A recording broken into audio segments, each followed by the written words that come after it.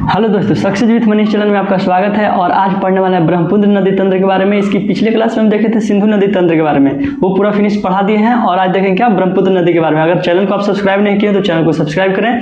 तो आइए शुरू करते हैं। पहले जान लेते थोड़ा सा बेसिक नॉलेज जान लेते। तो हमेशा जो वनडे एग्जाम में पूछते रहता है उसको कैसे हैंडल करेंगे। यहाँ पर देखिए, सबसे पहले पूछता है कि आपको ब्रह्मपुत्र नदी कहाँ से निकलती है, तो तिब्बत से निकलती है। तिब्बत से कौन से ग्लेशियर से? तिब्बत के आंशिक ग्लेशियर, जो आंशिक ग्लेशियर है।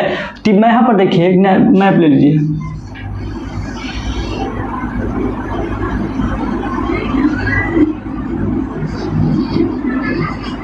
ठीक है, यहाँ इतना लिख लिए।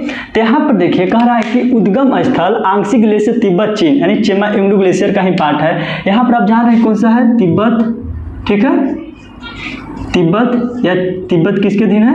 तो चीन के दिन। देख लिए तिब्बत। तो यहाँ से ही कह रहा है कि उद्गम स्थल आंशिक ग्लेशियर तिब्बत चीन, यानी कि यहाँ से तिब्बत से ही जो है इसका, इस नदी का जो होता है, क्या होता है? उद्गम स्थल है चेमा इंगडू ग्लेशियर, जिसको भी कहते हैं। ब्रह्मपुत्र नदी जो है ना, अन्य देशों में अन्य नाम से भी जाना जाता है। क्वेश्चन पूछता है ऐसे कि ब्रह्मपुत्र नदी को तिब्बत में क्या कहा जाता है। तो देखिए यहाँ पर लिखे हुए हैं कि ब्रह्मपुत्र नदी को अन्य देशों में नाम, तो तिब्बत में ब्रह्मपुत्र नदी को सांगपो नाम से जाना जाता है। क्या? तिब्बत में ब्रह्मपुत्र नदी को सांगपो नाम से जाना जाता है। ठीक है, और जैसा ही भारत में प्रवेश करता है अरुणाचल प्रदेश में, खास करके कहाँ? अरुणाचल प्रदेश में। तो अरुणाचल प्रदेश में जो है ना दिहांग या सिहांग कहा जाता है। दिहांग या सिहांग एक नदी है, दिबांग नदी। दिबांग नदी वो अलग है, ठीक है, इसकी सहायक नदी है ब्रह्मपुत्र का। लेकिन जो अरुणाचल प्रदेश में जो ब्रह्मपुत्र नदी को कहा जाता है, क्या कहा जाता है? दिहांग या सिहांग। ठीक है, जैसे अरुणाचल प्रदेश के बाद सदिया के बाद क्या किसमें एंट्री करती है नदी? ब्रह्मपुत्र नदी, तो असम में। तो असम में जो है ना इसको ब्रह्मपुत्र नदी कहा जाता है। किसको कहा जाता है? ब्रह्मपुत्र नदी किसको कहा जाता है? तो असम में। उसके बाद कहाँ प्रवेश कर जाती है? बांग्लादेश में। तो बांग्लादेश में इस नदी को जो है जमुना कहा जाता है। यमुना नदी नहीं, जमुना कहा जाता है। क्या? जमुना नदी कहा जाता है। ठीक है, ब्रह्मपुत्र नदी को क्या कहा जाता है बांग्लादेश में? जमुना नदी। इतना देखिए। बताइए तिब्बत में क्या कहा जाता है बांग्लादेश ब्रह्मपुत्र नदी को? यारलुंग सांगपो नदी। क्या लिखा है? यारलुंग सांगपो नदी तिब्बत में कहा है। उसके बाद अरुणाचल प्रदेश में क्या कहा जाता है ब्रह्मपुत्र नदी को? तो दिहांग या सिहांग नदी। उसके बाद असम में ब्रह्मपुत्र नदी और बांग्लादेश में जमुना नदी। उसके बाद देखिए अपवाह तंत्र, कौन कौन सा देश से जो है नदियां गुजरती है। तो पहला देखिए, पहला तो तिब्बत से ही निकला। तिब्बत किसके दिन है? चीन। उसके बाद कहाँ आया? भारत। उसके बाद कहाँ निकला? बांग्लादेश में। 3 देश, यानी कि ब्रह्मपुत्र नदी कितने देश से निकलती है? तो चीन से पहला, भारत से, और उसके बाद बांग्लादेश से। ठीक है, पहला तो चीन से निकलवे की, उसके बाद भारत में, उसके बाद कहाँ? बांग्लादेश में एंट्री, यानी 3 देश है। अब बात आता है कि पानी कहाँ कौन कौन सा देश से लेते हैं, यानी उसके अपवाह क्षेत्र कौन कौन है। तो अपवाह क्षेत्र चीन से भी कई नदियां आकर मिलती है ब्रह्मपुत्र में, भारत से भी कई सहायक नदियां आकर मिलती है, बांग्लादेश से भी कई सहायक नदियां मिलती है, और भूटान से भी, यानी लगभग 4 देश से जो है ना उसकी अपवाह क्षेत्र है। क्या? अपवाह क्षेत्र है। अब बोलते हैं कि ब्रह्मपुत्र नदी की लंबाई कितनी है। तो ब्रह्मपुत्र नदी की लंबाई जो है ना, टोटल लंबाई की बात करें, यहाँ से जहाँ से निकलती है जो बंगाल की खाड़ी में गिरती है वहाँ तक, तो 2900 किलोमीटर है। अगर भारत में बात कर जाए तो भारत में बहुत कम है, 916 किलोमीटर। ठीक है, कितना है? तो 916 किलोमीटर। आइए थोड़ा सा मैप से यहाँ पर समझ लेते हैं नदी, ब्रह्मपुत्र नदी के बारे में और उनकी सहायक नदियाँ के बारे में। तो यहाँ पर देखिए बताया था कहाँ से निकलती है? तिब्बत से निकलती है। कहाँ से? तिब्बत से निकलती है। यहाँ पर तिब्बत है, तिब्बत से निकलती है। कौन सा ग्लेशियर है? चेमा इंगडू ग्लेशियर से बताया था। सिंधु नदी भी यहीं से निकल रही थी, लेकिन एक पार्ट है उसका आंशिक ग्लेशियर। कहाँ से? आंशिक ग्लेशियर, वहां से तिब्बत होते हुए जाती है। ठीक है, कौन से? तिब्बत होते हुए, यानी कि तिब्बत यहाँ से कुछ देर तक बही। ठीक है, उसके बाद कहाँ? अरुणाचल प्रदेश में प्रवेश की, वहां से तिब्बत निकली। कौन सा एरिया है? किसका है? तिब्बत का है। तिब्बत में, तिब्बत में इसको कुछ किस नदी से नाम, किस नाम से जाना गया? तो यारलुंग सांगपो से नाम से जाना गया तिब्बत में। बांग्लादेश को कौन सा नाम से जाना जाता है? तो सांगपो नदी के बारे में। उसके बाद कहाँ जाके प्रवेश की? उसके बाद अरुणाचल प्रदेश में। अरुणाचल प्रदेश में कहाँ प्रवास करती है? यहाँ पर एक पर्वत दिख रहा है आपको, नामचा बर्मा। नामचा बर्मा का नाम सुना सुना लग रहा होगा ना। आपको बताया था हिमालय के विस्तार में कि नंगा पर्वत से, हिमालय का विस्तार कहाँ से कहाँ तक है? तो नंगा पर्वत से नामचा बर्मा तक। तो ही नामचा बर्मा से पूरब से थोड़ा सा आगे पूरब से कहाँ ब्रह्मपुत्र नदी जो है टर्न लेती है दक्षिण को। ठीक है, और वहीं से जो अरुणाचल प्रदेश में, भारत में प्रवेश करती है। तो अरुणाचल प्रदेश में किस नाम से जाना जाता है ब्रह्मपुत्र नदी को? तो दिहांग या सिहांग नदी। क्या जाना जाता है? दिहांग या सिहांग नदी। ब्रह्मपुत्र नदी को अरुणाचल प्रदेश में किस नाम से जाना जाता है? तो दिहांग या सिहांग नदी। उसके बाद जैसा ही अरुणाचल प्रदेश में प्रवेश करती है, थोड़ा सा आगे बढ़ती है तो किसका भाग हो जाता है? असम का। तो असम में सदिया के पास, कहाँ से?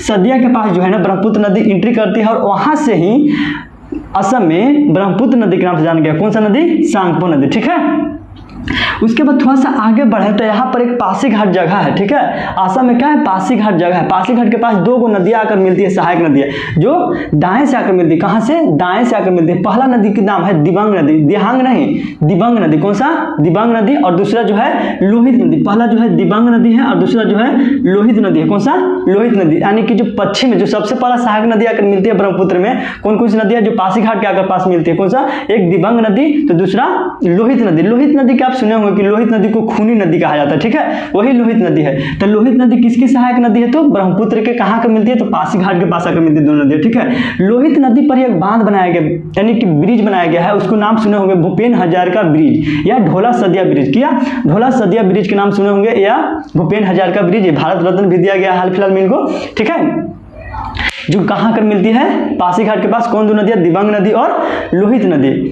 इतना देख लें, सहायक नदी जो बाएं से आकर मिलता है। उसके बाद आगे बढ़िएगा तो एक माजुली द्वीप के नाम सुने होंगे, जो दुनिया की सबसे बड़ी नदी द्वीप है। दुनिया के क्वेश्चन पूछता है दुनिया की सबसे बड़ी नदी द्वीप कौन है, तो दुनिया की सबसे बड़ी नदी द्वीप जो है माजुली नदी द्वीप है। कौन सा, माजुली नदी द्वीप, जो कहाँ है, असम में है, ठीक है। कहाँ है, असम में। किन नदी, कौन नदी बनाता है, तो ब्रह्मपुत्र नदी बनाता है। यानी द्वीप बनता कैसे, यानी कि इधर से एक नदी आई, नदी इधर से आ रही है, ठीक है, नदी इधर से आई, अपना धारा जो है एक धारा इधर से अगर मिला ली, यानी कि यहाँ पर कोई हो सकता है कठोर पाट होगा, काट नहीं पाई नदी, ठीक है। और एक धारा जो है इधर से निकल के आई, या फिर आपस में एक नदियाँ जो है आपस में हम आकर मिल गई, बचा जो क्षेत्र हो गया, क्या हो गया, इसको क्या कहते हैं, द्वीप। द्वीप कहते हैं कि इसको है, यानी चारों तरफ जो है पानी से घिरा, उसको क्या कहते हैं, द्वीप कहते हैं। वही जो है द्वीप का निर्माण हो जाता है। एक धारा जो है ब्रह्मपुत्र आया तो दूसरा धारा जो आकर बहती है उसको खेरकुटिया सुत्ती कहते हैं। यानी कि पहला धारा जो ब्रह्मपुत्र नदी का ही धारा हुआ और दूसरा जो धारा आके इधर से आकर मिली उसको क्या कहते हैं, खेरकुटिया सुत्ती कहते हैं, ठीक है, खेरकुटिया सुत्ती, खेरकुटिया सुत्ती कहते हैं, ठीक है, उसको क्या कहते हैं, खेरकुटिया सुत्ती कहते हैं। इतना देख लें माजुली द्वीप के बारे में। दुनिया की सबसे बड़ी नदी द्वीप है जो ब्रह्मपुत्र नदी बनती है, कहाँ, असम में है, ठीक है। दूसरा का धारा क्या कहते हैं, खेरकुटिया सुत्ती कहते हैं। पहला जो है मान लीजिए कि ब्रह्मपुत्र नदी का जो मुख्य धारा का बहा और दूसरा जो है आके जो दूसरी धारा जो मिली उसको क्या कहते हैं, खेरकुटिया सुत्ती, दूसरा धारा का नाम है, ठीक है, खेरकुटिया सुत्ती। इतना देख लिए माजुली द्वीप के बारे में। देखिए उसके बाद आइएगा तो लखीमपुर मिलता है। अब लखीमपुर 2 है, ठीक है। पहला एक तो उत्तर प्रदेश में लखीमपुर का नाम सुने होंगे, लखीमपुर खीरी, ठीक है। दूसरा लखीमपुर है असम में। तो लखीमपुर के पास जो है एक नदी आकर मिलती है जो तिब्बत से ही निकलती है, उस नदी का नाम है सुबनसिरी। क्या नाम है उस नदी का, नाम है सुबनसिरी, जो तिब्बत से ही निकलती है, ठीक है, जो तिब्बत से ही निकलती है एक नदी सुबनसिरी, जो कहाँ आकर मिलती है, असम में, लखीमपुर के पास, ठीक है, लखीमपुर के पास। यानी कि सुबनसिरी जो है ना, पूछता है कि आपको ब्रह्मपुत्र नदी की सबसे बड़ी सहायक नदी कौन है। ब्रह्मपुत्र नदी की सबसे बड़ी सहायक अगर बात करें तो सुबनसिरी है, जो लखीमपुर में आकर किससे मिल जाती है, ब्रह्मपुत्र नदी से आकर मिल जाती है। किसको, ब्रह्मपुत्र नदी से आकर मिल जाती है। पूछता है कि यानी कि ब्रह्मपुत्र नदी की सबसे बड़ी सहायक नदी, तो क्या बताएंगे, सुबनसिरी कहाँ से निकलती है, तिब्बत से निकलती है। कहाँ आकर मिलती है, ब्रह्मपुत्र में, तो लखीमपुर में आकर मिलती है। इतना देख लिए। उसके बाद आइए सुबनसिरी सबसे बड़ी सहायक नदी, उसका है एकदम सेम नेम, यानी सुबनसिरी हो गया, एक धनसिरी हो गया, ठीक है। कौन सा, एक सुबनसिरी दूसरा धनसिरी है, ठीक है। सुबनसिरी, धनसिरी।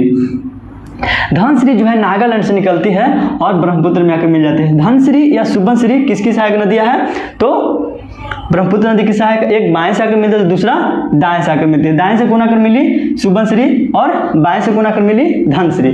उसके बाद आगे बढ़िए तो तेजपुर के नाम सुनोगे। असम में तेजपुर प्रमुख शहर है, ठीक है, असम का तेजपुर।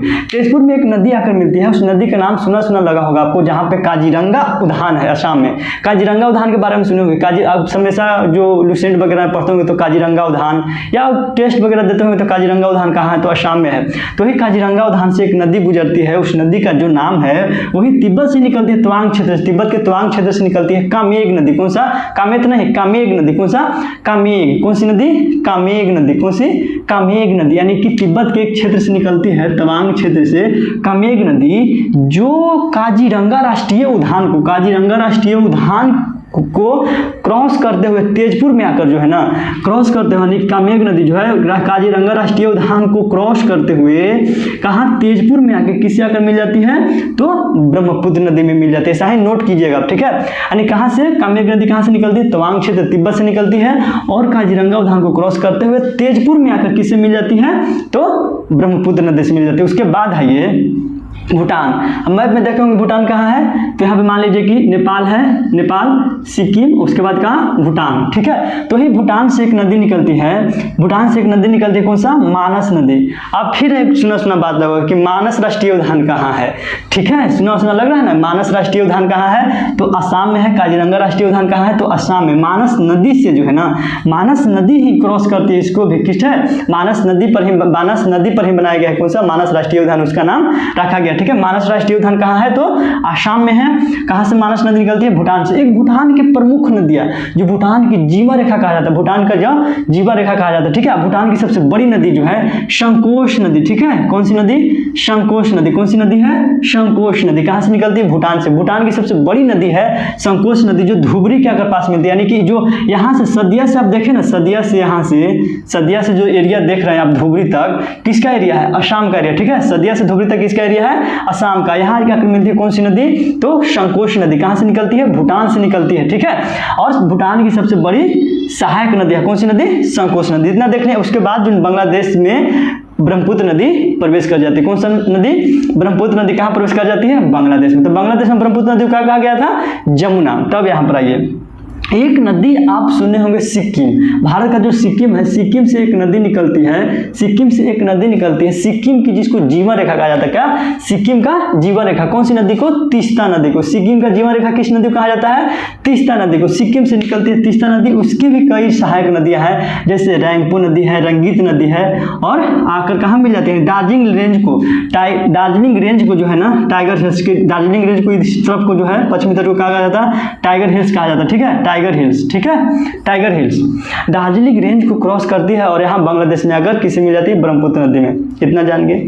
अब आइए, आपको जब गंगा नदी के बारे में बताए थे, तो आपको बताया था कि गंगा नदी को बांग्लादेश में क्या कहा जाता है, पद्मा कहा जाता है। इधर से जब गंगा नदी इधर आ रही थी, गंगा नदी आ रही थी इधर से, तो कौन सा बांग्लादेश में प्रवेश किया था, किसको नाम क्या गया था, पद्मा नदी। कौन, पद्मा नदी कहाँ प्रवेश कर गया था, बांग्लादेश में। दो धारा टूटा था ना, पहला धारा जब टूटा फरक्का बैराज से बताए थे, फरक्का बैराज से इधर जो गया था, हुगली नदी बताए थे, एक हुगली नदी बताए थे, जो भारत में चल जाता है, ठीक है। हुगली नदी बताए थे, इसी के सहायक बताए थे, बराकर बताए थे।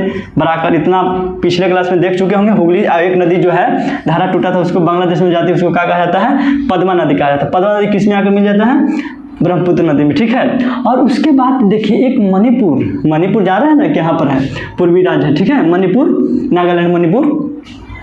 तो मणिपुर से एक नदी निकलती है, उस नदी का नाम है क्या, बराक नदी। बराक नदी एक्चुअली भारत में उसको बराक नदी कहा जाता है, जो कैची मोड़नुमा, यहाँ पर कैची मोड़नुमा, यानी कि यहाँ से नदी आई, यहाँ गाज टाइप का बनाती है, ठीक है, कैची नुमा, ठीक है। उसके बाद जो है बराक नदी कहाँ कहा जाता है, इसको भारत में बराक नदी कहा जाता है, ठीक है, जो मणिपुर से निकलती है। जैसे मणिपुर से निकली बराक नदी कैची नुमा आकार बनाती हुई, और उसके बाद कहाँ प्रवेश कर जाती है, बांग्लादेश में। तो बांग्लादेश में जो बराक नदी को जो है उसको कहा जाता है मेघना नदी। मेघना नदी के नाम सुने होंगे कि बांग्लादेश में मेघना नदी और पद्मा और इसको ब्रह्मपुत्र की संयुक्त धारा को मेघना धारा कहा जाता है। तो यही है मेघना धारा, और इधर से आया ब्रह्मपुत्र, इधर से पद्मा मिला, तो मेघना धारा को इसको क्या कहा जाता है, मेघना संयुक्त धारा। उसके बाद जो है नदियाँ जो है ना, बांग्लादेश यहाँ बंगाल की खाड़ी में प्रवेश करते हैं। बंगाल की खाड़ी में प्रवेश करते हैं तो बहुत बड़ा डेल्टा बनाते हैं। डेल्टा एक्चुअली के बारे में हम अगले क्लास में देखेंगे, टाइम मिलेगा तो बताएंगे डेल्टा क्या होती है, एक्चुअली क्या होती है, ठीक है। यहाँ पर मोटा मोटी समझ ले, जितना भी गाद वगैरह आया और यहाँ पर क्या कर दिया, अवसाद ग्रुप में यहाँ पर पाट दिया, उसको क्या कहते हैं, डेल्टा का निर्माण कर दिया। यही डेल्टा को जो है ना, भारत की सबसे बड़ी, यानी कि सुंदरबन डेल्टा का निर्माण करता है, ठीक है, सुंदरबन डेल्टा का निर्माण करता है। यहाँ पर डेल्टा का निर्माण करता है, यानी कि वहाँ पर एक खेतनुमा बना दिया, पूरा खेत कर सकते हैं, यानी कि जमीन बना दिया, यानी पानी इधर उधर आया, पूरा यहाँ पर जो अवसाद जितना लेकर आया यहाँ पर निक्षेप कर दिया, ठीक है, रख दिया, ठीक है, और खेत बना दिया, ठीक है। उसको क्या कहते हैं, एकदम समझ जाइए, उसको क्या कहते हैं, सुंदरबन डेल्टा। सुंदरबन डेल्टा के बारे में खेत तो बना दिया, तो खेत बना दिया, तो यहाँ पर जानते हैं कि मैग्रोव वनस्पति कहाँ पाया जाता है, जानते हैं ना, क्वेश्चन में सब पूछता है कि मैग्रोव वनस्पति कहाँ पाया जाता है, सुंदरबन डेल्टा मैग्रोव वनस्पति पाया जाता है। तो ये जो सुंदरबन डेल्टा बनाता है तो मिट्टी भी होगा, तो मिट्टी एकदम जबरदस्त मिट्टी, कौन सा मिट्टी, यहाँ पर मैग्रोव नवीन जलोढ़ मिट्टी, बहुत उपजाऊ मिट्टी होती है, कौन सा, नवीन जलोढ़ मिट्टी, कहाँ पे, सुंदरबन डेल्टा। यहाँ पर जानते हैं ना, सुंदरी नामक वृक्ष भी पाया जाता है, इसीलिए इसको सुंदरबन डेल्टा नाम कहा गया है, ठीक है। तो हमको आशा होगा कि आप इतना अच्छे लेक्चर समझ चुके होंगे, और मिलते हैं एक और अच्छे लेक्चर के बाद, तब तक के लिए जय हिंद।